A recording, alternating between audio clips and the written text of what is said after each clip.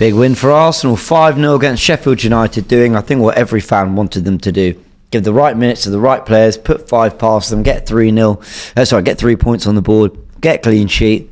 Job done, Turkish. Yeah, that's it. Light work. I mean, it really is.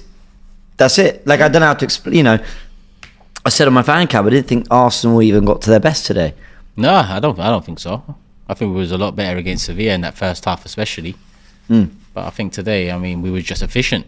Yeah. We took our chances well. Well, Eddie took his chances well.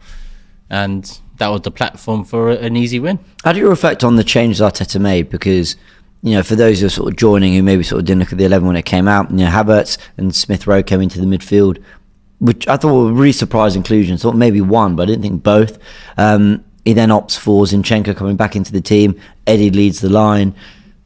On reflection, we got the 5-0 win anyway, but you think Arteta got it spot on to take this opportunity to rotate? 100%. This has to be one of the opportunities you take in the league, because when you're competing with Man City, you don't have many opportunities in the league to question how strong you might want to go. Yeah. Because City are ruthless, generally more often than not.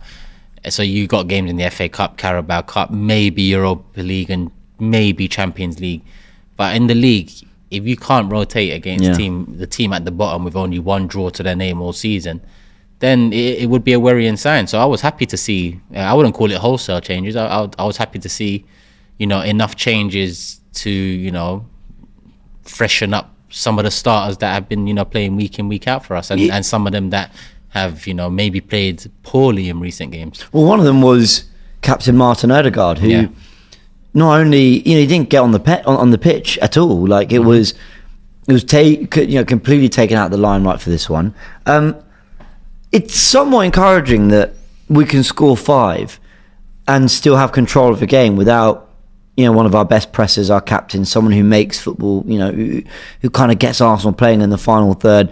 I'm not saying Havertz came in and, he didn't come in and suddenly make us all think, okay, brilliant, we've actually got a genuine backup here. But everything kept ticking from an Arsenal perspective. It did. Do I think the result would have changed if Odegaard started? No. I think that's the key. I think as poorly as Odegaard might be playing recently, or as much as he hasn't been hitting the standards he's set himself recently, I feel like in hindsight it was the right decision, take him out the limelight, throw in a couple others and give them a chance, and we still got the win.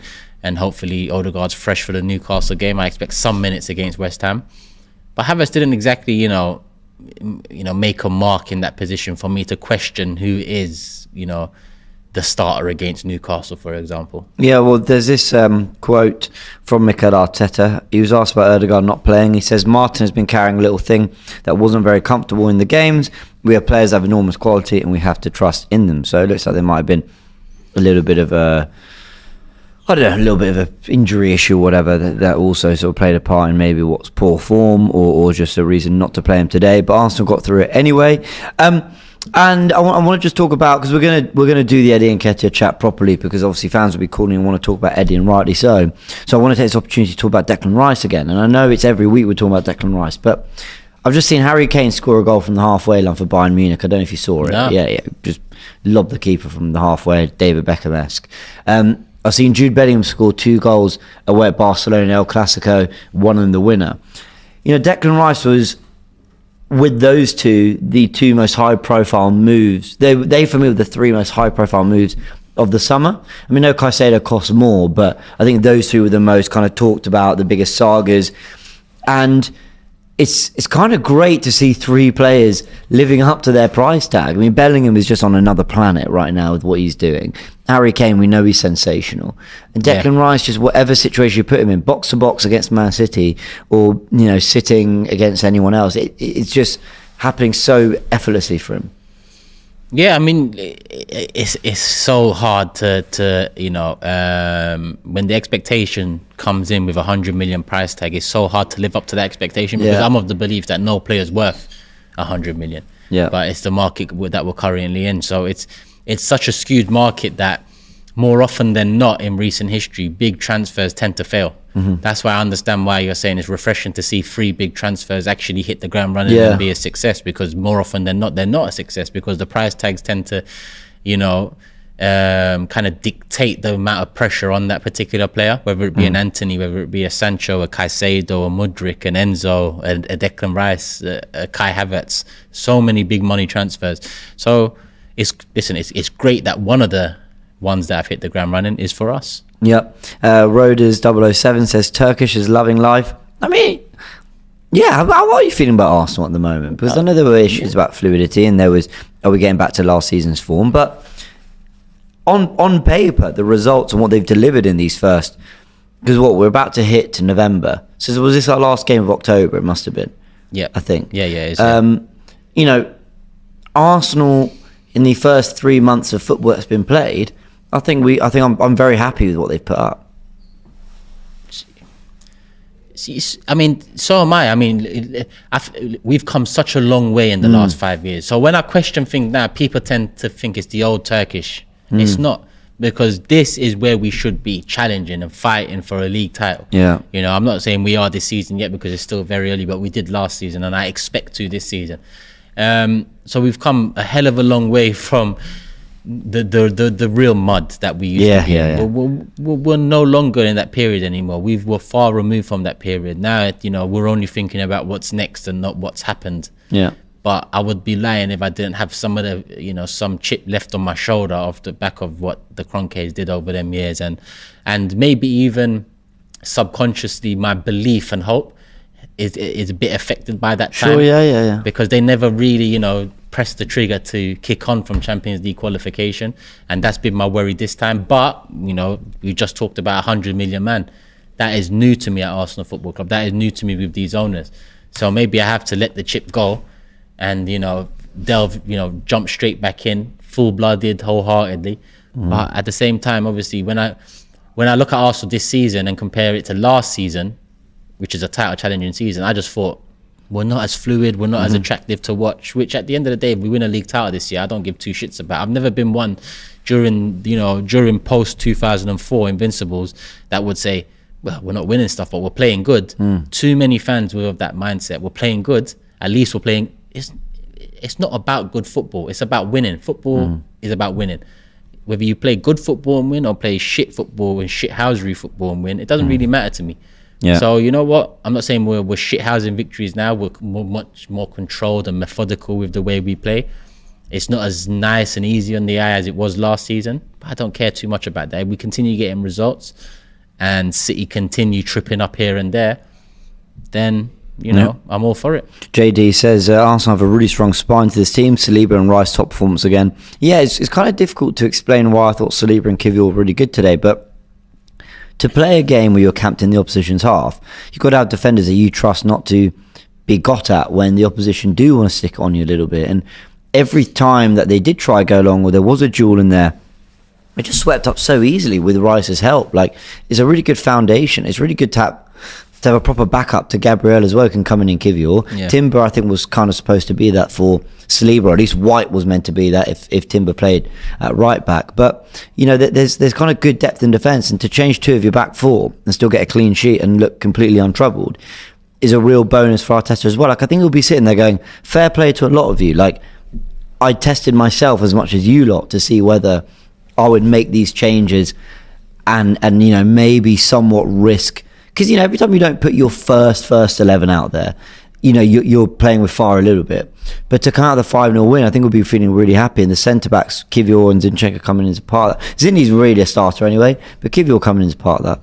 Yeah, I mean, I think the first 15 minutes was key today as well, because Sheffield United actually did try and come at us. They did try and press. They did try and throw bodies forward. And Saliba, goes without saying how composed he is, but Kivior showed that same composure when called upon, in tight situations, and that kind of took out any fire that Sheffield United started,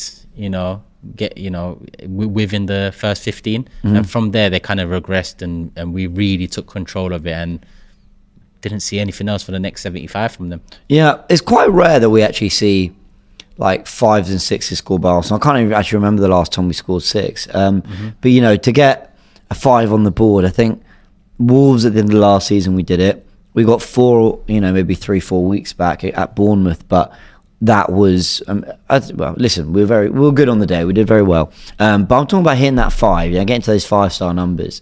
I think Nottingham Forest at home last season. Yep. But I don't remember us all too. What was the PSV score? Was that 4-0? 4-0. Yeah. So I don't know, something about Arsenal where we always say they get a second or a third, and then maybe they ease off a little bit. Maybe there's a late fourth. But actually, it's good to see the team kind of keeping a momentum throughout and getting the 5 goals and getting a really comfortable win. Mm-hmm. Like I mentioned, Smith Rowe, Havertz getting starts, and Eddie Nketiah is obviously the player we've got to talk about. And the reason I've left until last, because we're going to get your calls in just a second. We want to hear what you all have to say about Eddie Nketiah. But there were 3 really good goals. They weren't just kind of, our deflection off a defender and he's there to tap it away. It wasn't someone did all the hard work and he's in the right position for a tap in, And actually, I'm not saying his goals aren't necessarily always that, but look at the Forest goal at the start of the season where he lashed it, right? He got into good position, just hit the target, bang. These, I thought, were really well taken, classy goals. Especially that third one was brilliant. Yeah, I think the first one reminds me of the goal he scored against West Ham last year, not because they're alike in the way, but it's more instinctive. Not much time to think, one touch at your feet, finish it. Similar to West Ham, it was, not much time to think, spin defender, finish it. So Eddie has got that in his locker. I think it tends to be when he thinks a bit too much that it can go pear-shaped. So all 3 goals were quite instinctive. Declan Rice's ball into the box was a bit behind him. His first touch was beautiful, takes it in, he moves it away from the defender and he finishes it. The second one falls in, poacher's goal, just, gets as much contact as he can on the ball, rifles it in. Third one, again, into him, Emile Smith-Rowe, one touch at his feet, lets it roll, bangs it in. Yeah. So all 3 were quite instinctive from him.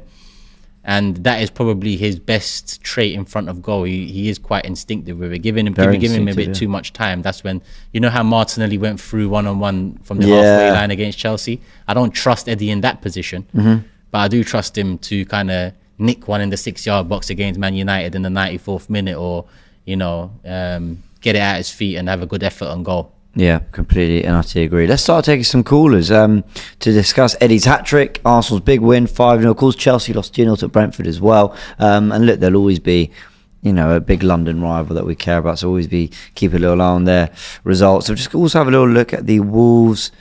Oh, apparently it's 1-0 to Newcastle. Callum Wilson has just scored for Newcastle, apparently, at Wolves. Right, first caller. Let's get them in. Javi, how you doing, man? Very great, man. How are you guys? Yes. Very happy. 5-0. Can't complain. Yeah. It's one of the few games I've actually enjoyed watching this year. So it's very refreshing to see that from the boys. Not just a result, but the performance as a whole. Fluid, emphatic, and most importantly, professional at home, clean sheet. So good to see that. Yeah, we didn't see it so much as the game went on, but maybe in the first 30 minutes we started to see some of David Raya's distribution, some of the passes he could pick out with Martinelli. I think there was one that went into Nketiah, I might be wrong. So from back to front, everyone kind of did their part. Smith Rowe and Havertz came in though.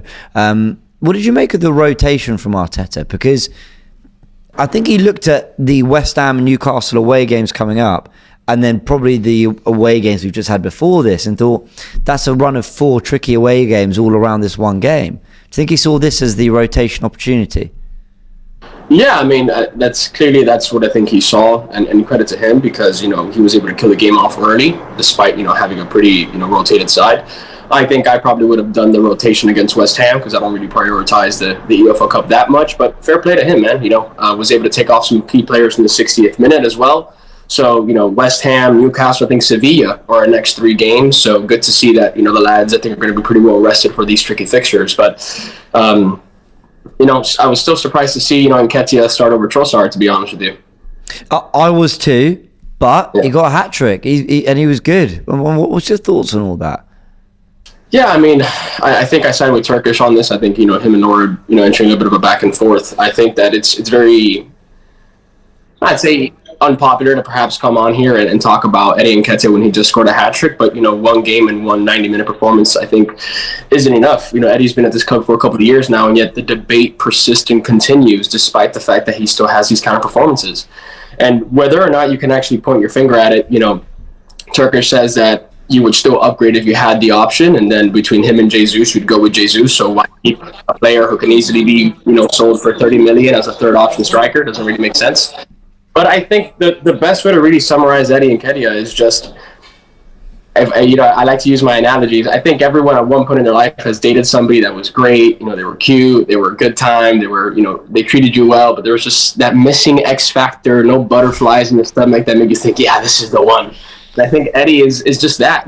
He's, I think, a placeholder and someone who every now and then surprises you, but it's just that X factor that makes you think, yeah, the likes of Martinelli, Saka, Ben White, these guys that we know are key, players in the squad, when they put in a great game, we just say, yeah, that's what we expect from him. There isn't a debate every single time they do something well, and yet we find that with some players, Eddie himself included, they score a goal and it's all of a sudden we're having a 3-hour debate. Why?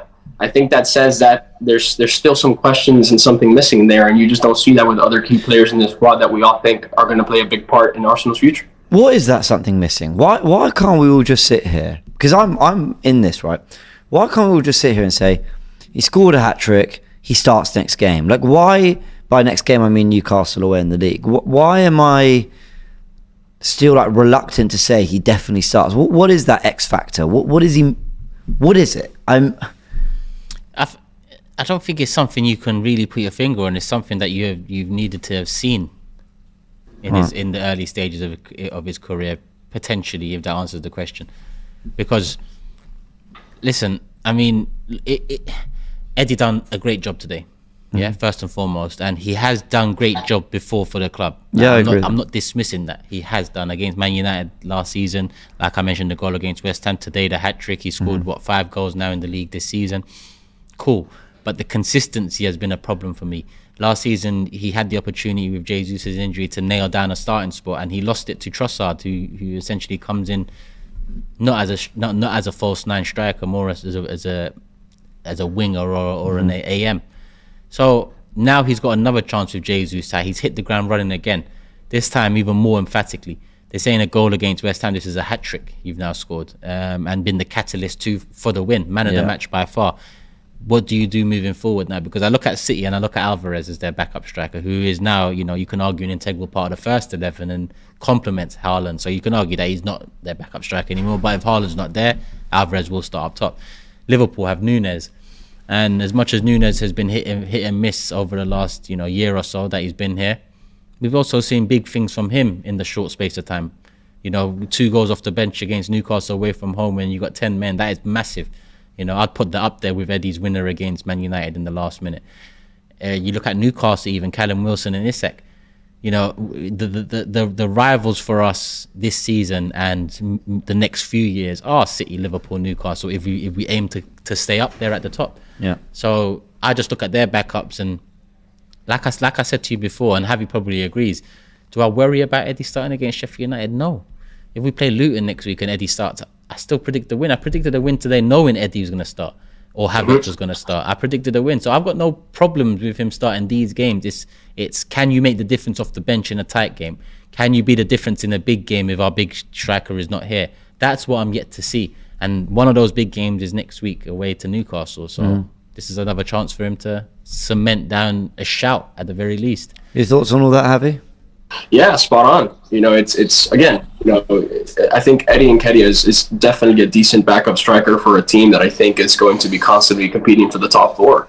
But it's what Turkish said, the players that he alluded to, the teams that he alluded to, are the teams that we're competing to go, for those big trophies, And it's crazy because I think that we would all still say that despite Nketiah scoring a hat-trick today, if you look at who is the more like-for-like player to Jesus in terms of the fluidity that we had become accustomed to seeing in that front line, it would be Trossard. Yeah. And then even then, in some big games, you saw City in the Community Shield, Arteta went with Kai Havertz up top because he was more of an aerial threat. So again, it's nothing against Eddie, but there's just something missing there. And, with Jesus, the fluidity he gives us, how good he is, that's his, I guess you can say, X factor. And everyone still looks at that striking position and says, we need a different kind of profile. We need somebody who's elite. But even then, Eddie scores a hat-trick today, and Jesus still walks into that starting 11 tomorrow. And that's the thing, that you kind of just have to ask yourself, is Eddie just going to forever be a backup striker at Arsenal Football Club? And I think the answer to that question is yes. And then when you look at his counterpart, or his senior, Jesus, everyone says you need a different kind of profile, someone a bit more physical, someone who's more of an aerial threat. You looked at this, Raya Ramsdale debate. Everyone looks at the stats from last season of David Raya and how he's this half distribution is that much better than Ramsdale. Well, yeah, when you're hoofing it up to 6'1" Ivan Toney, your long passing stats are going to be better than when you're hoofing it to 5'9" Gabriel Jesus. Yeah. So it's those things, and it's harsh, but it's just the reality. And again, I know I'm coming at a very unpopular time. The guy just scored a hat trick, but I think that this performance alone, or any performance he puts in against a relegation threat inside, isn't enough to cement, I think, his long-term future when there's perhaps better options out there. Yep. Javi, always a pleasure chatting to you, mate. Thank you. Love, bro. Likewise, gentlemen. Take care. Big up Halloween.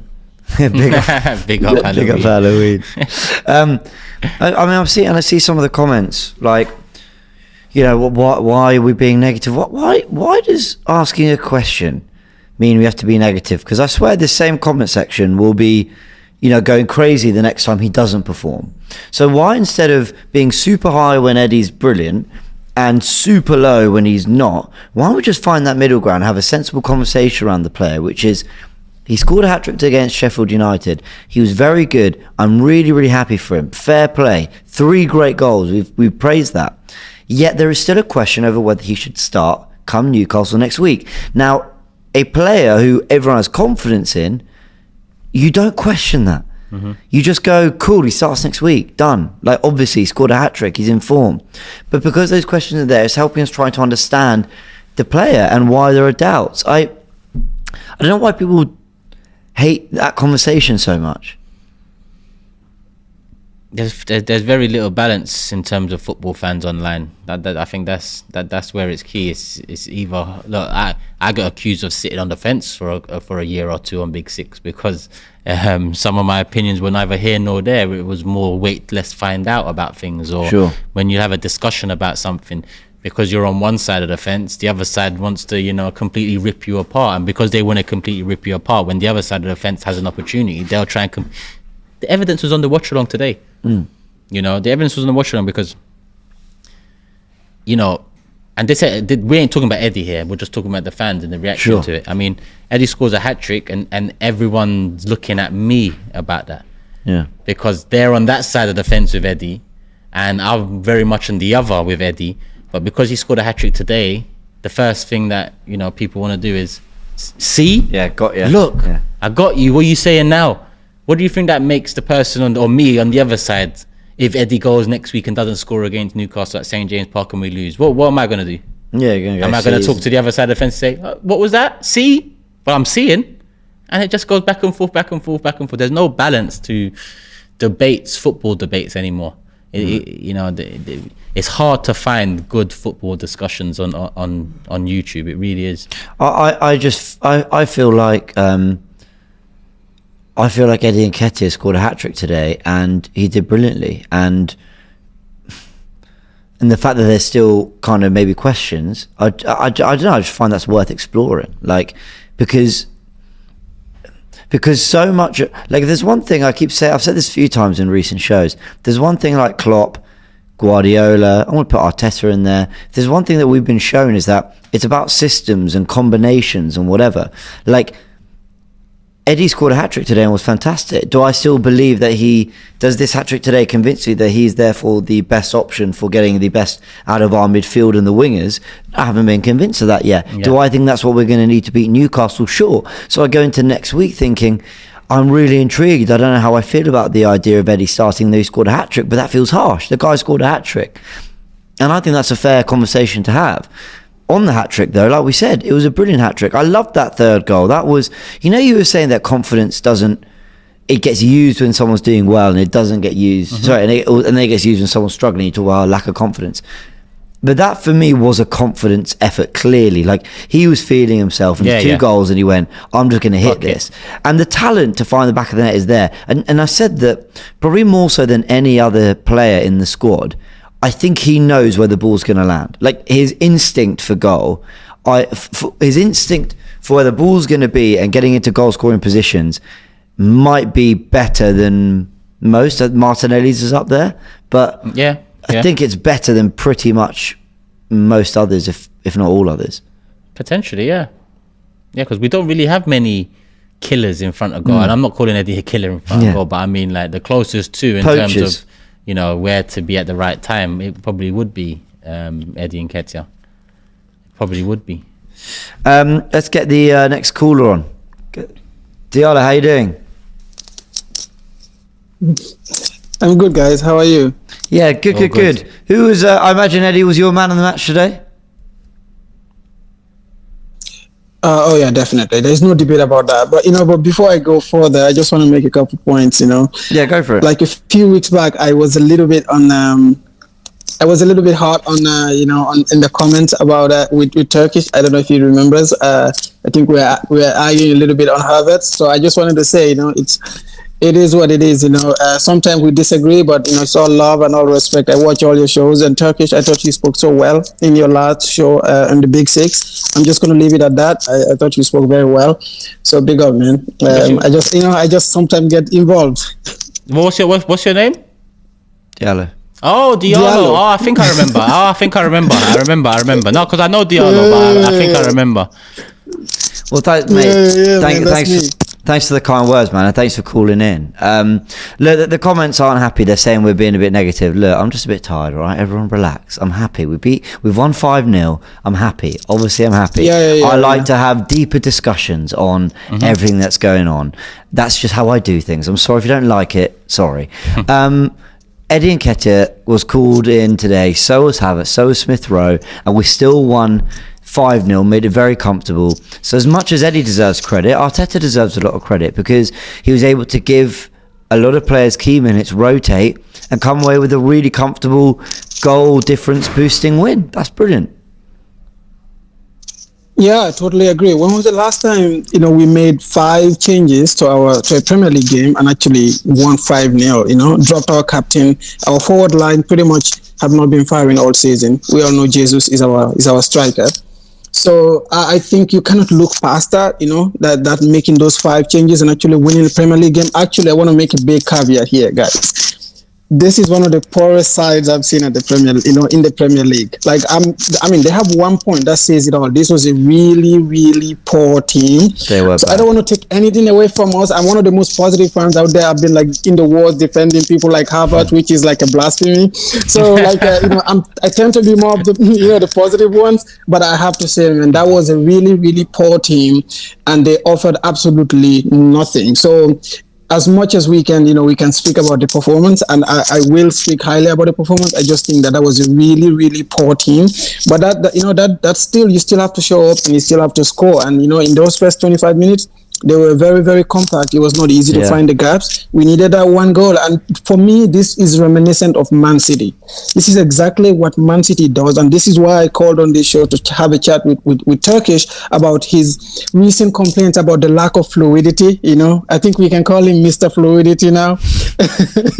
I've been called Mr. Xhaka. I've been called Mr. Xhaka. I've been called Mr. Ozil, Mr. 350k, Mr. Kroenke. We can add Mr. Eddie Nketiah. You can add this one to the list. Why not? Yeah. So go on, if you're ready for it, let's go. What you got for me? No, it's all right, man. I don't want to go there right now. I just want to say that this is, this is reminiscent of Man City. Like this is exactly what they do. How many times do you watch their games? You're almost falling asleep. They're like banging the ball around, sideways, passing sideways, and then they score 1 goal from from any of their midfielders. Not even like Haaland. And then the floodgates open, and then they end up winning 4-0, 5-0. You see it all the time. Their games are some of the most boring games to watch, but they're very ruthless and efficient. And I think we might be doing like a low-level version of that. We're not at that level. We obviously don't have the bagsmen that like they do. But just look at that start, and I want to speak on this a little bit.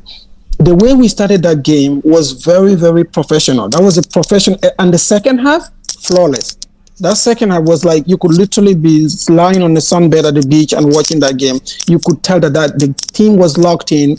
There was 0 transitions. I know, James, you talk about the tactics a lot. There was 0 transitions, and I think this is exactly what Mikel wants to do. He wants us to lock off any transitions. He doesn't want to open us up. I mean, you can see we are not that susceptible to transition football anymore. You know, even that goal that Spurs scored in that second goal by Maddison, where he robbed the ball from Jorginho, that was a mistake. That wasn't like we just got open and then they just long ball over the top and then they scored. So we are very, very, we are playing to not give anything. And I think Raya is a key part of that. Last season, Southampton, Bournemouth, we started the game 2-0, 1-0 down in like two seconds. I don't even remember how many seconds. That changes the game completely. So Arteta wants to completely eliminate those unforced errors in the team. And Raya has been making a lot of mistakes from like really, really easy. It's good today though. But today he was a non-factor in the game. He made our goalkeeper a non-factor, and I think that's what Mikel wants to do. That's why Ederson is a non-factor in the Man City games. How many times do you hear people talk about Ederson? Like never.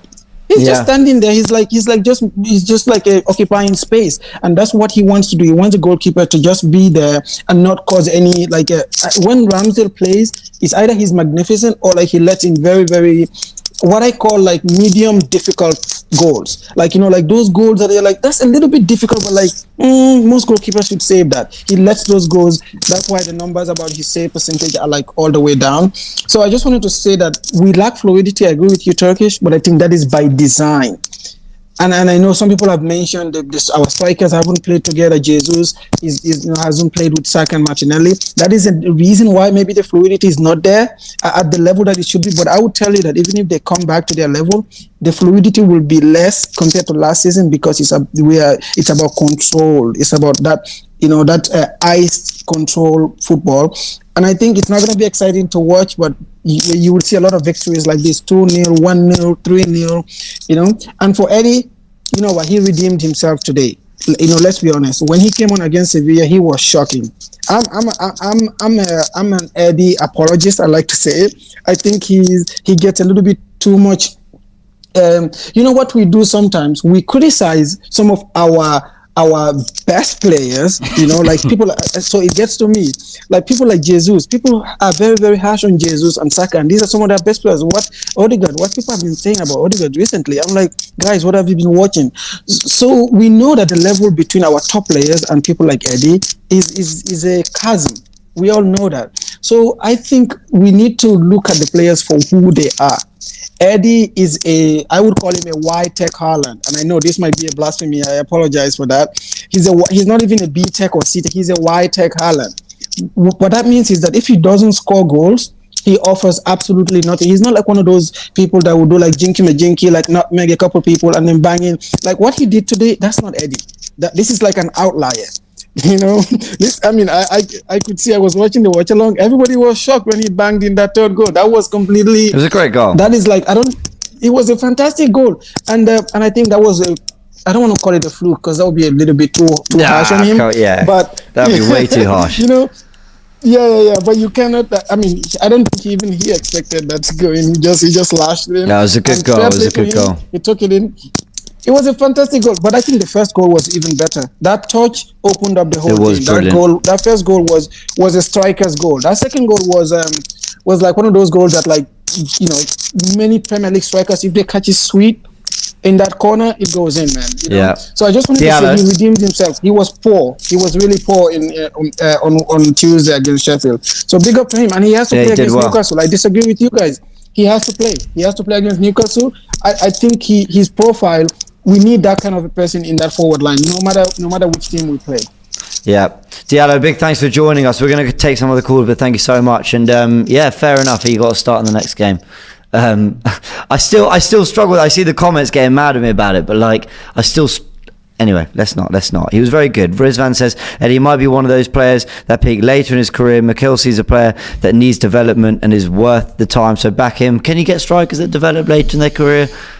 That just maybe Giroud arguably hit his heights, around 30. Ian Wright did the same thing. That Garassi guy that everyone wants to talk about now, he's done the same thing this season. Yeah. So there's many examples where players, not just strikers, start up late. Marsh says you talk like we lost, such vibe killers.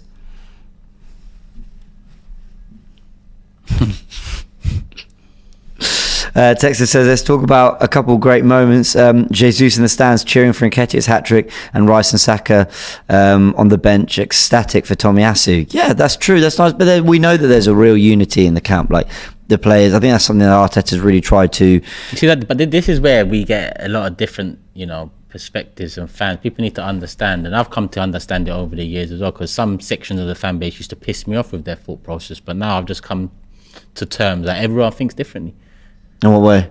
I mean, if we sit here, if I tuned into a YouTube video, about Arsenal Football Club, and I see you and Robbie here talking about, it was so nice to see Tomiyasu celebrating his goal and Saka and Rice on the bench. They look so happy. I'd be looking at this like, what the fuck? What's this got to fucking do? It's the same shit with Win the Dog.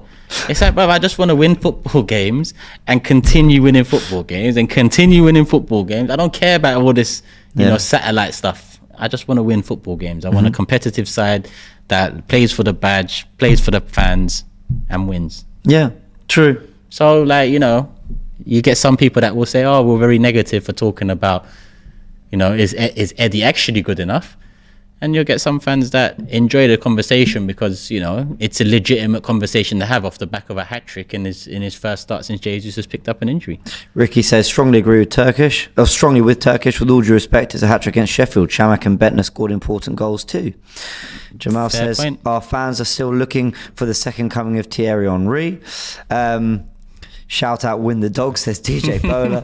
Let's get our next caller. Apparently he's got a very positive outlook on it. Let's bring them in. Hey, how you doing? Hey guys, how you doing? Yeah, very, very good.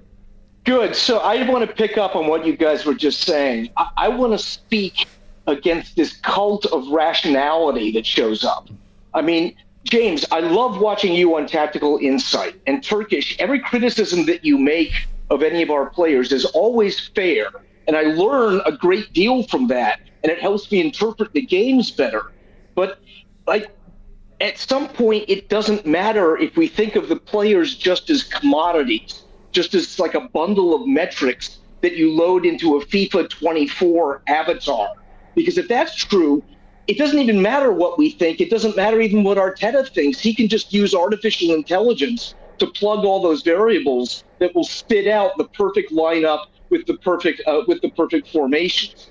And I don't want to experience football like that. What I experienced today watching Nketiah score is not just that I'm vindicated because of my analysis of his finishing metrics, but I see a young man who's been criticized for a lack of finishing ability, improving his game and supplying that missing X factor. So when we talk about how I feel about today, it uses a lot of words that aren't strictly rational. Things like pride and belief and trust and redemption show up. And I don't see that as a satellite issue. I see that as the very core of the football experience and football culture. That's fair. I think you make some totally fair points. I agree with all that. All of that. I think what I'd say is that kind of raw passion and love for the game is shown on... I think sometimes what gets forgotten a little bit here is this isn't our first time talking about it. I think sometimes the full-time show is seen as, right, we're live and now we're going to give our reaction. Our reaction is there on the watch-along. Everyone can see how we reacted to the Eddie goals. I didn't sit there and see Eddie slapping a hat-trick and go, yeah, but should he start against Newcastle though? I went, oh my, what that gone? I was euphoric and we laughed about it and whatever. Now, it's been maybe an hour and a half since that goal. And now it's, okay, let's really dissect this, because how can a man score a hat-trick and yet there's doubts? So while I hear everything you're saying, I think we are experiencing it in that way. It's just not like, there's just wider conversations around it too. Do you get what I mean? Yeah, I agree. And look, if Jesus were fit, I wouldn't necessarily start Eddie over him in the next match against Newcastle. Sure. I'm just saying that we have to look at these players as human beings. The difference between Nketiah and Jesus is not just that Jesus has a different set of FIFA metrics than Nketiah does. Jesus is an older and more experienced veteran. We're watching Nketiah as a young man developing his talent in ways that show a great deal of character and courage.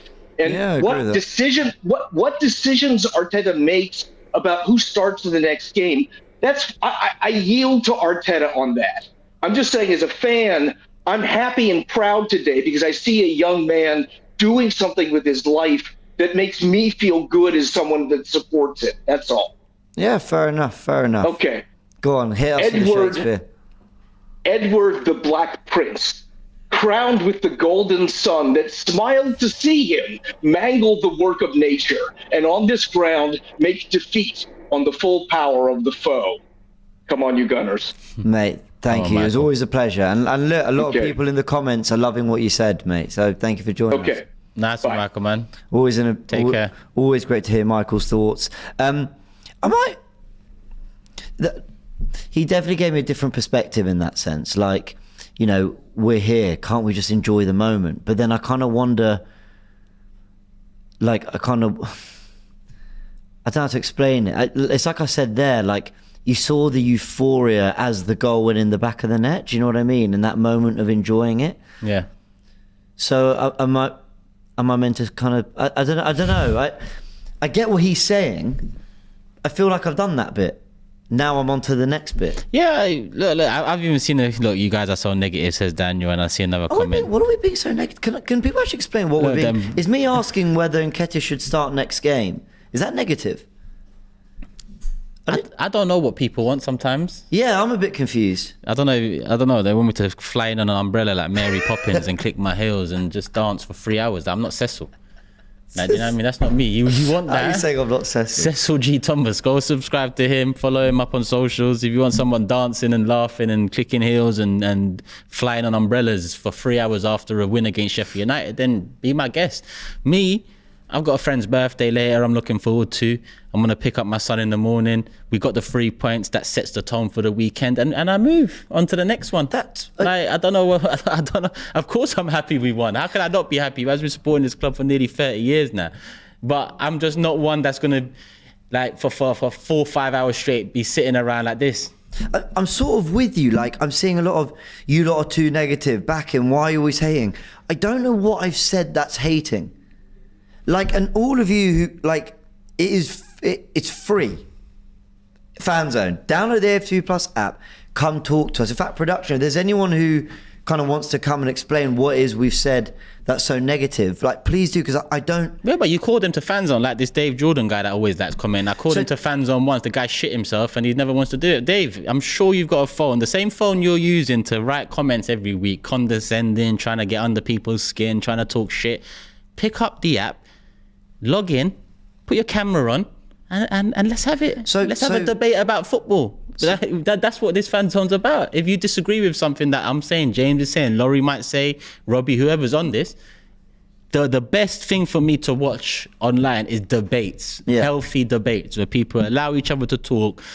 Different points are being put across different sides. Some are winning, some over. The other side are winning. That's a proper debate to be had. So Texas Cannon says, what else have you talked about on the show? I deliberately went the first 10 minutes of the show not talking about Eddie. I talked about everything from the rotation in the lineup to the midfield coming in to Kivior having a good performance to how good it was that we won while rotating. Like, Eddie scored the hat-trick. He is the headline man. Mm-hmm. And we're talking about it. And we've said what a great hat-trick it was. That's why I said I don't know what some people want. I really don't. I'm confused. I even said he should start against Newcastle. I'm happy that he's got the goals. His perfect start with Jesus being out. What more can I say?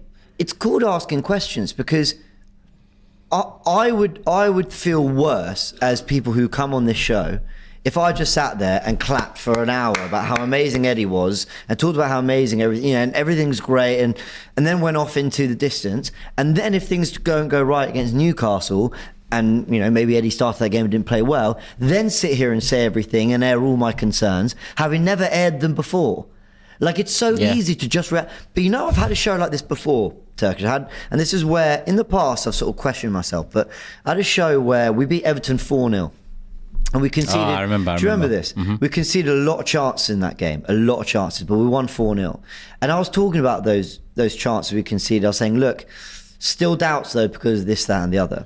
And everyone in the comments, oh, you're such a vibe killer. We're on a high. We've won. Why are you so negative? we end up having a shocking defensive record towards the end of the season because those patterns followed through to the end and we lost out on the title. So the concerns aren't from nowhere, but they're in the middle of what is also a lot of praise. I mean, concerns are just concerns. I mean, you're giving an example of concerns that you had that came to fruition later on. There can be concerns that never come to fruition. That doesn't necessarily mean there was nothing to be concerned about at the time. Or they never do, and then you go, shit, I was wrong, fair play. Yeah. And that's all. Which is fine. Yeah. Look, let's get the next caller. I feel very misunderstood. Yeah, don't dwell on people understanding you. No, but there's a lot of people. Hey, how you doing? Welcome back. There's a lot of people in the comments or people watching who I know are kind of, super supportive of everything we kind of talk about and everything we do. But I feel a bit misunderstood. Where are you with everything, Elliot? I mean, just give us your thoughts on the game. You can talk about whatever you want. Okay, guys. First of all, James, Turkish, how are you? All good, man. No, I was all right. I feel a bit wound up now. I was very happy. And then I got called negative for being super happy. Okay, let's time for some Arsenal therapy. Let's celebrate the week. Let's celebrate the day. Let's celebrate Nketiah. Okay, that's my thing. The week. No one expected us to walk into Sevilla and grab 3 points from a side that are European stalwarts, for Christ's sake. And we did the job. I agree. That was a great win. That was a great win. Let's comment on. Let's celebrate the fact that we are top of our group. We're cruising, and we did it. Yes, there was a Pyrrhic victory nonetheless. But hey, you know what? No away match in the Champions League is ever easy, and we did it against a side that are European challenges every single year. So again, that's the week we have to celebrate, including today. Now let's celebrate the day. The day includes taking out players such as Partey, Jesus, Gabriel, and Odegaard, and yet thrash a team like Sheffield United, who have given a hard time to the likes of Manchester United, the likes of Manchester City, the likes of Tottenham. So let's celebrate the day, guys. It's a 5-0, 5-star performance. And then let's celebrate Nketiah. I have been one of Nketiah's harshest critics over time. Lord knows, Robbie called me on it when I was there with you lot in the first match of the season. And I have always held to the fact that he always has a good period and then he drops off and then we don't know where he's been today. You know what? I'm looking at the stats today. You know who's fifth in scoring in the Premier League?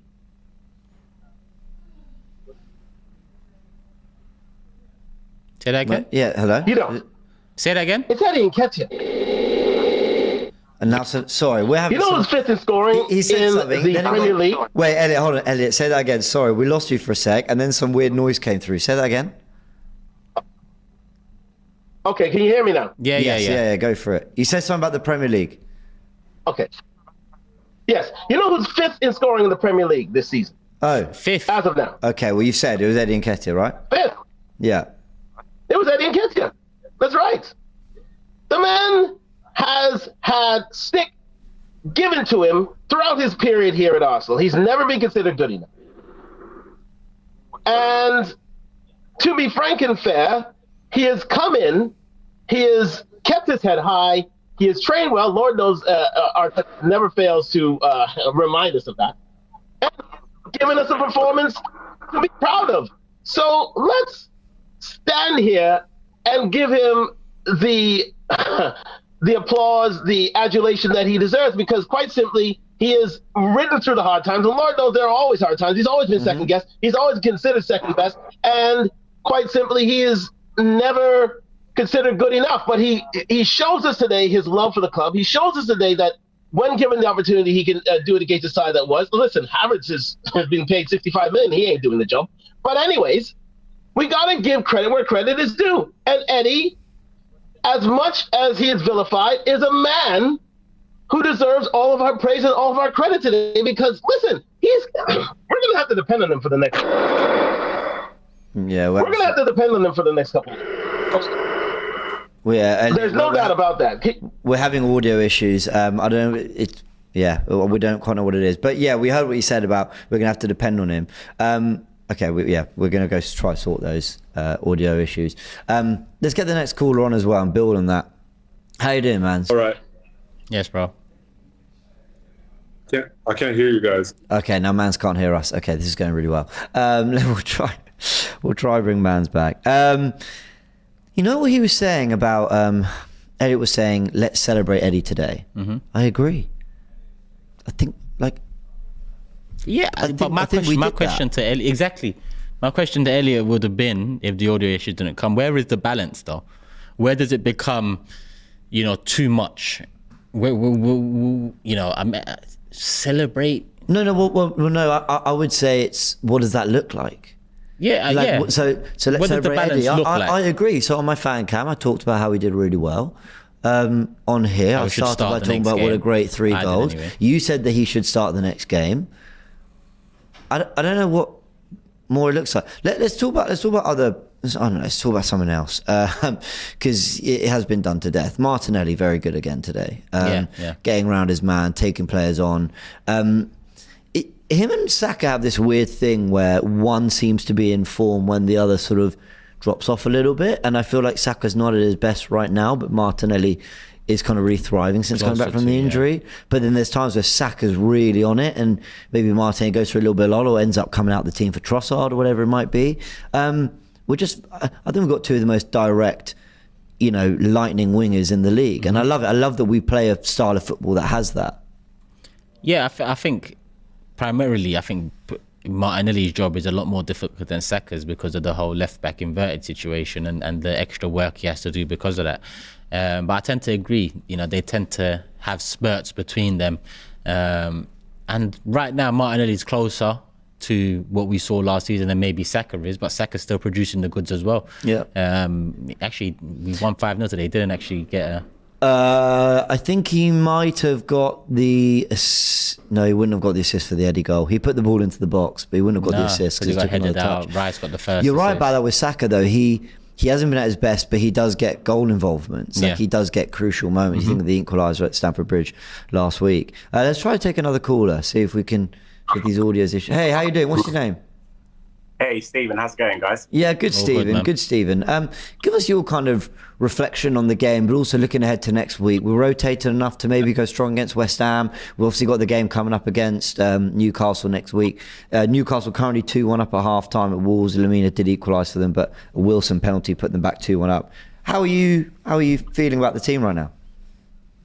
I have to say, overall, quite content. I think seeing the performance today, seeing this getting a convincing win, seeing a lot more fluidity back in the performance was really encouraging. Sort of looking at the Sevilla game earlier this week, a return to that fluidity and a continuation of that today. I was personally really encouraged. I know you didn't want to go back to the Eddie Nketiah thing. I did just want to quickly say that I thought he was excellent today. And I know people will say Sheffield United, expectations, etc.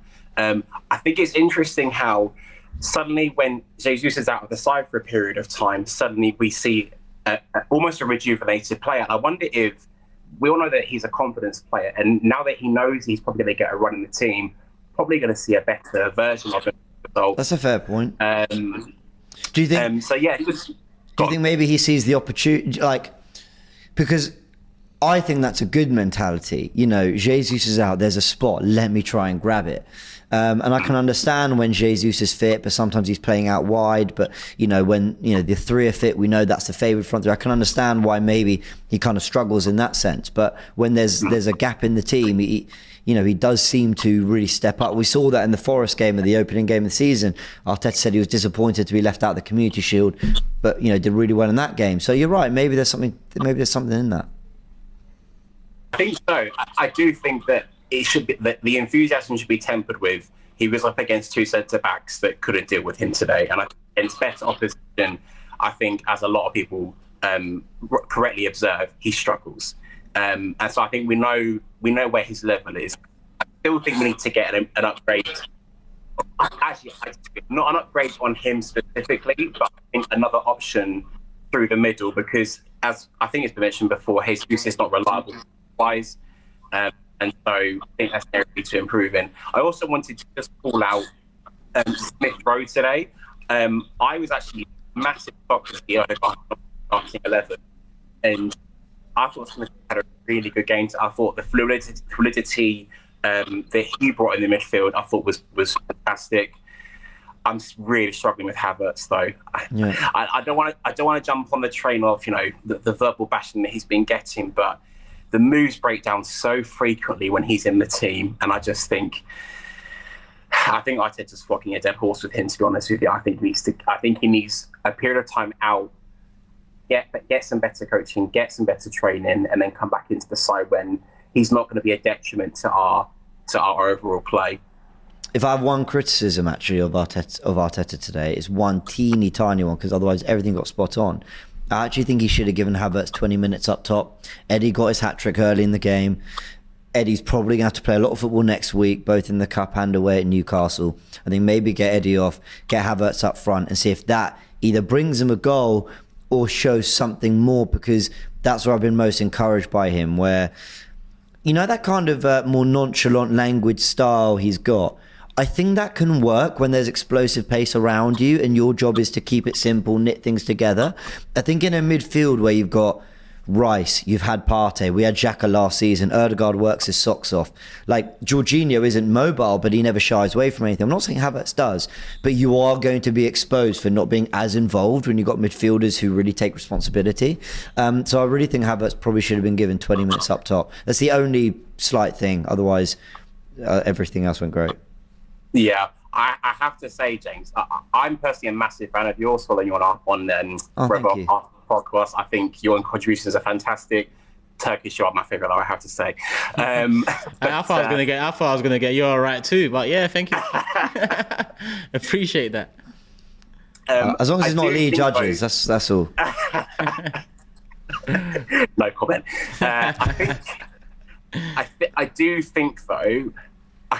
I think that you're so desperate to see Havertz succeed in this team that I think sometimes we just have to call it as it is. And right now, it's not working having him in that starting 11. I know we're trying to find a place for him, a position where we're going to get the best out of him. I think it's just going to take time. And I think for Arteta's sake, because this criticism is going to get hurled at him every time you see a bad Havertz performance, and unfortunately, it's happening week on week almost. So, and you have to say, there's been a lot of arguments around the whole Raya Ramsdale sort of favouritism, fairness. I think there are other midfielders that should be given a chance way ahead of Havertz in the middle. I thought Vieira looked good when he came on today. Smith again. I think it's a hill you're going to die on alone, I'm afraid, mate, because I just don't see it working at the moment. I hear you, mate. I hear you. What was your name again? Stephen. Great to chat, Stephen. Thanks for calling, mate. Do call back. Yeah, pleasure, guys. Yeah, love Thanks, man. Enjoy your night. So before we take the last caller, okay, I was told that Havertz came on and made a really good impact against Chelsea. Hold on, 2 games later, so he came on against Sevilla, didn't really do anything, but okay, game state of mind made that difficult. Today, a full 90, I didn't see enough. Like, I was reluctant I'm reluctant to go overboard about Eddie's hat-trick, which he absolutely deserves big credit for. It's why I'm reluctant to go overboard on players that I haven't seen enough of in the past, just because in one game or in one situation, they gave us exactly what they needed.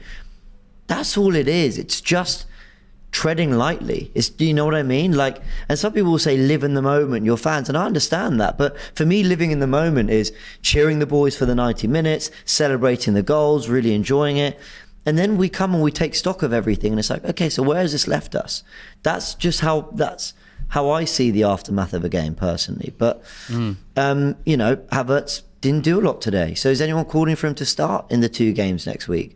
Maybe the West Ham game because it's Carabao Cup, but otherwise at Newcastle, probably not. 100%. That's exactly what I'd do. So it's just interesting how, like, these players that divide opinions, like, look at how the discourse changes from week to week. Like, I know I've seen Eddie's staunchest defenders be very critical in the past. So I'm saying, why don't we all be quite level about it through the highs and the lows, and see if we get something that creeps towards a really great level of consistency that, makes us really change our mind. That's what Granit Xhaka gave us. Yeah. Granit Xhaka was a player that a lot of Arsenal fans struggled with, and some people defended him to the end. And maybe had the last laugh. But Granit Xhaka, for a long time, we didn't get it. And then he'd do fine, and people will go, why aren't you praising Xhaka? And then he'd maybe get a red card, or maybe he wouldn't be so great, or he wouldn't have the impact. But what he did last season, and maybe from the end of the 21-22 season, was build up a really strong consistency, and his performances went up and up, and he got better in big games, and he reinvented himself a little bit, to the point where by the end of the season we were going, let's keep him because he's got a big part to play in this squad. You've got to build it gradually, and that's where I just struggle to just do the whole, yeah, we've won, cool, let's pop champagne and just have a great day today. I understand celebration, but I also understand the need for the wider conversation. But if some people aren't up, don't want to do that, it's fair enough. Like, it's a Saturday, man, it's Halloween, go enjoy yourselves. Like, I don't know. Yeah, that is. I mean, living for the moment was also used by the ownership to, do what they did for all those years. Blind faith, blind positivity. This was all things that are part and parcel of a football fan. Am I saying fans were wrong to be like that? No. But come the end of it, in hindsight, you've got to hold your hands up. And if you was a fan like that, because I was for a lot of those years, if you was a fan like that, you could hold your hands up and say, listen, I got manipulated into thinking this ownership and moving into the new stadium was going to bring on success like a Bayern Munich or Real Madrid, like we was told. So I'm not trying to turn the corner back into that blind faith or blind positivity or looking at everything as a glass half full again with Arsenal Football Club, because I'm yet to see them really get over the line with a major. Mm-hmm. Once they do that, obviously on top of a Declan Rice signing and continuous title challenging seasons, then maybe I will be this delusional fan again, because I used to be delusional. Trust me, I used to argue some mad points back 10 years ago. If some of the things I used to say, if they could come out now, if there was a trail on WhatsApp, listen, I would be ripped to shreds on Twitter, because I was just blindly supporting Arsenal. I thought every player we had was the best thing.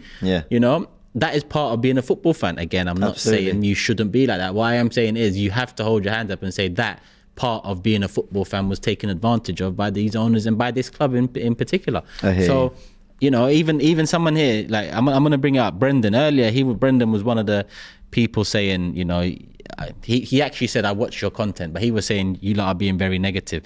But he also said that today he saw good things. I haven't got it word for word because I've lost it now. I actually find Kai contributed well in the air and with little 1-2s today. But Brendan, I can't lie. First and foremost, don't take this to offense, because I appreciate you support our content and whatnot. But that is bullshit. Like, to me, but the thing, but what I'm saying here is what I was saying earlier must have been bullshit to Brendan. Sure. Because he's put in a comment saying, you're very negative and I watch your content. That's fair. That's your opinion of what I have to say. Cool. I don't really care. That's fine. But if someone's saying Kai played well today, he had a few 1-2, bullshit. It's my choice not to like that as well. So this is just the difference in the fan bases, but it comes back to balance. Can we have a balanced debate about anything at Arsenal amongst ourselves? No, it feels like we're either too high on one thing or too low on another. I mean, after look at the debate I had with Lee Judges on Forever Arsenal, and I love Lee to bits, but I was told that I was policing people's emotions. Yeah, I was told I was policing people's emotions because I was saying calm down. So I was on the other side of the fence. Mm-hmm. I was going up against the person I felt was being, that was crazy. Well, I was up against the person I felt was being too negative, and I was told I was policing opinions. And so I feel, but that was off the back of a bad result, so off the back of a bad performance, let's say. I was just trying to say, look, there's positives to it as well, and you're right, it's all about balance. But look, maybe we got the balance wrong on this one with Eddie, but be interested to see how the discourse is in a month's time and stuff. And obviously I hope it's still people in the comments going, he was brilliant, because that is only better for Arsenal Football Club. And his work rate and his heart and all that, I've never questioned. Let's just keep getting that level of consistency and performance that is going to hopefully drive us towards a real title charge. We've got our final caller. Before we do, Simon Paul says, I've been critical of Havertz, but today against the low block, especially in the first hour, both attacking midfielders were void as they went wide. I think it was hard for them in the game, but still would have liked a little bit more. Joe says, don't worry lads, people always have something to say. Eddie deserves his flowers today, but it's okay to raise questions for him around consistency. Final caller of the day. Hey man, how you doing? How are you guys? All good, man. You? Always the final caller. It's been a few times now. Sorry, we tried to get you earlier. Yeah. No. Yeah. I like it. Oh, good. Help us. Where do you sit? Are we being imbalanced, or are we... I don't see where all this comes from. We're in this for opinions, aren't we? So if you're going to constructively criticize players because it's your opinion, I don't see what the problem is. I'll be honest, today when I saw the lineup, I was like, oh, Eddie Nketiah again. And then he goes and scores a hat-trick, and he has the game of his life. I kind of almost have an internal conflict with myself. Why is it that I have this against Eddie Nketiah? I'm trying to figure it out. Maybe it's because I'm trying to figure out his attributes, obviously pace and all that, but he's not a muscular, he's not a typical, striker-looking guy. I don't know, so... Maybe I find myself being overcritical of him, and then he goes and proves me wrong almost every time. He's almost won us the game last week against Chelsea, even though we didn't deserve to win. Yeah, he's a real fighter. There's no question. He's a real fighter. I said on the watch along that my issue was that because I rate Trossard so highly. So sometimes people take it as a negative. They take it as a, you don't want Eddie in the team, you were wrong, you're such a hater. No, I just love Trossard. I really love Trossard, and I think he deserves to be in this team. And then people go, but what has he done as a false nine? Oh, we won 7 on the bounce last season. That was our best run of the season, if I'm not mistaken. And Trossard led as the false nine. Trossard was a very good false nine, and I've been asking for Trossard to play as a false nine when Jesus was injured from the even from last season. I almost feel like they're very similar players, actually, with different attributes at times. But Trossard and Jesus are way more similar than Nketiah with any of them. I like Nketiah. I also think it's very difficult to find a striker in the market that's going to come to Arsenal and say, I'm all right with being number 2, or I'm all right with rotation. Just because you're not going to bench Jesus too many times. He's a fantastic player. He doesn't score 20 goals, but he brings players into play. We all know Jesus' attributes. And I think Nketiah is fine with that, which is why Arteta likes him so much. So he's not risking to he's not taking that risk to bring another striker into the team. If we're bringing Ivan Toney, he's not going to sit on the bench, is he? So that's another side of it. So I'm also glad you mentioned Granit Xhaka, because that's exactly who I was going to mention when I was going to come on here, because I was asking, and I've told you this before, I was asking all summer for him not to be sold, because I felt like Rice should not be coming to replace Granit Xhaka. Rice should be coming as part of the depth problem that we've been talking about all last season. So if we had Granit Xhaka on the bench, or actually the way I see it is Thomas Partey is not getting any games. So if we had Rice right now as a 6 and Xhaka as an 8, I think the fluidity that we had last season would still be in here, at least to some point. And right now, I look at the team and I just see a different team. I think we play different, and I'm almost all right with that now, because we're slightly more conservative. Where our tempo is slightly slower. We keep the ball in our half of the pitch quite a lot more. There's none of the football is less beautiful, but it's still efficient. We still haven't lost in the league. And sometimes we turn it on like we did against PSV or like we did today. But it's not fluid.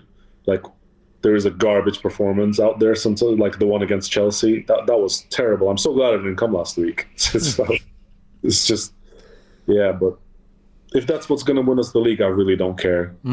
Anything to win us the league. I think this team has a lot of resilience and efficiency, and that will take you a long way. It's not maybe got as much flair and style, and it doesn't feel as youthful. Last year, how often did last season we talked about how young this team was? It never gets mentioned this season, and it's only a year on. But I think that's because as we've added Trossard and Jorginho, Rice is 24, the players are a year older. Now Zinni and Jesus have just hit 26. Suddenly we're not talking about it as this super young team, even though a lot of our core players are young, and there's an inexperience that they can only get through playing more games and growing and through their careers and all that. I think there's something about this team that is a bit more to the point. I don't know how to explain it. There's a little bit less, you call it less vibes. Like last season just felt like just such a party the whole way through. We were loving it. Top of the league from day one for so long. But this season, I don't know, there's something a bit more like, they mean business a bit more. Like, I wouldn't surprise if they were all in the changing room going, yeah, 5-0, like, cool, let's get on with it. Like, you But know, there has been- the football is less sexy, surely, but it's more like it's more mature, if you like. That's the word I'm looking for, I suppose. yeah, I already think it's played. more mature. I think it's not better to watch, but the fact that we're conceding so fewer opportunities and openings the other way suggests to me that there's like a real focus, like, throughout their defensive work as well as their attacking work. You want to come in with something there, Turkish? But this season we've been found void of ideas a lot more than we was last season. Do you think that's because last year we overwhelmed teams with how front-footed we were with our attacking football and all that? I think so, but yeah, but you know that has also changed on last season. Whereas there's been I kind of went with Xhaka as well. Say that again. I think Xhaka was such a. I said that went with Xhaka as well, because I think Xhaka was such an important, integral part to that team in terms of box to box. He's had a good pass on him always, and I think just the transition from defense to attack was so much better with him in the team, and that's why I've been kind of asking for Fabio Vieira to start more games as an 8, because I really want to see it. I think he's got a good pass on him as well. He's got mobility, and more often than not, we started Havertz as an 8 because Arteta's experimenting, and then we've stopped doing that. We've tried Thomas Partey a few times as a 6, and then Rice as an 8. You know, we're learning. I would play Fabio Vieira in that position more often than not, because I think he scored today as well. I think he's made a good entrance onto the pitch. Okay. So. Yeah, I think I'm optimistic for this season for us to win the league. I'm very I think optimistic. If we can go unbeaten playing like that, I think we can click at any moment, find the balance, and I think we'll just go on and be unstoppable, because we've already beaten City, we've beaten United. I know we drew against Tottenham. I thought it's because Trossard and Martinelli were absent, to be honest, and Declan Rice only played one half. I think if we had a full fit team, we would have beaten them. So yeah, I'm optimistic, and just to finish it off, you guys should go see what Jude Bellingham's goal today. Yeah, I've heard. If you haven't seen it yet, I've heard. Is that the equaliser? Yeah, that was unreal. Yeah, it was unbelievable, because I had El Clasico on TV and I had the game on my laptop, and we were already cruising, so I had a bit more eye on that. What a player! Yeah, he's unreal. Just to add to the beautiful mood, guys, just to almost finish the day well. He's sublime. He's sublime. Man, thank you for calling, man. Really appreciate it. Come to Arsenal. Oh. One day. Yeah, one day. Mate, thanks guys. guys. For calling. Have a good day. See you later, man. Look, thanks for all the callers. Ricky says what makes it worse for Havertz is Maddison storming the league just across the road. At 2/3 the price in the same position. Yeah. I hear that. But look, everyone came in and did their thing. Like, everyone came in today and kept it moving at the very least. You know, all added to what was a very comfortable, efficient performance from Arsenal. 5-0 win against Sheffield United, what we wanted. And now I just want to actually remind myself of the league table, because Arsenal have a goal difference of 15. Better than Tottenham's 13. Good. I think these things matter. I know it's early, but I think we want to be on the right side of that. Scoring 23 goals. Only Newcastle have scored more than us in the league. Villa the same amount, but have played a game less. Brighton on 22. Look, the point is 24 points, 7 wins, 3 draws, undefeated so far. Damn, wouldn't I love to play that North London derby at the Emirates one more time? Yeah, you've got to forget about that now.